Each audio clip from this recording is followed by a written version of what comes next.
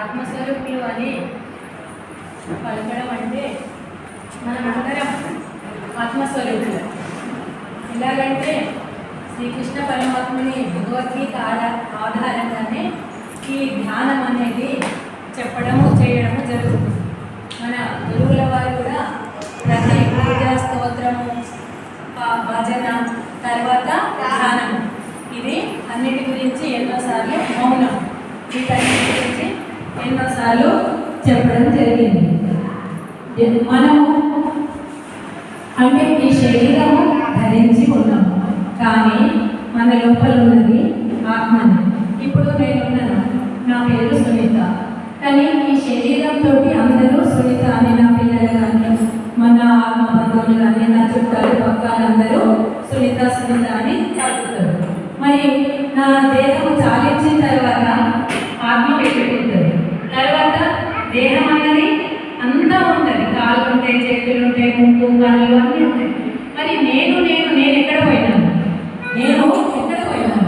ప్రతిదానికి భగవంతుడంటే పరమాత్మ స్వరూపం. ఆ పరమాత్మ నుండి వచ్చిన అంశాలనే మనమందరం. పరమాత్మ సృష్టి తన నుంచి అన్ని మనల్ని ప్రతి ప్రాణి విశ్వరూప సందర్శన యోగంలో భగవంతుడు కృష్ణ పరమాత్మ చెప్పిండు, అన్నిటిలో నేనే ఉన్నాను. చెట్టులో, పుట్టలో, నీళ్ళలో, జంతువుల్లో, ప్రతి ప్రాణుల్లో నేనే ఉన్నాను.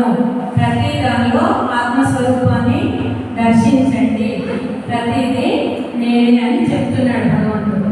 కానీ మనం ఏం చేస్తాము అంటే, ఉదాహరణ చెప్తున్నాను, ఇక్కడ భజన చేస్తున్నాము, ప్రతి ఇదంతా నాతో కలిపి నేర్చుకోవాల్సింది. నేను చెప్పడం వల్ల నేనేదో ఎక్కువని కాదు, ఇవన్నీ నేను నేర్చుకుంటూ నాకు తెలిసిన కొంచెం జ్ఞానాన్ని మీకు అందించడం జరుగుతుంది. ఇక్కడి నుంచి బయటకు వెళ్ళిపోతాం.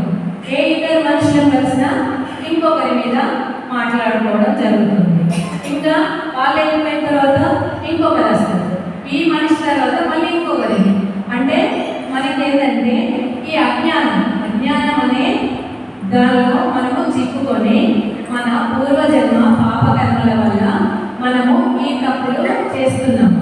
మనము పూజ చేస్తున్నాము. పూజ అంటే ఇప్పుడు మనకి దీనిలో భగవంతుడు దైవ ప్రార్థనలో మనకు గురువుజీ ఏం చెప్పిండు, మొత్తము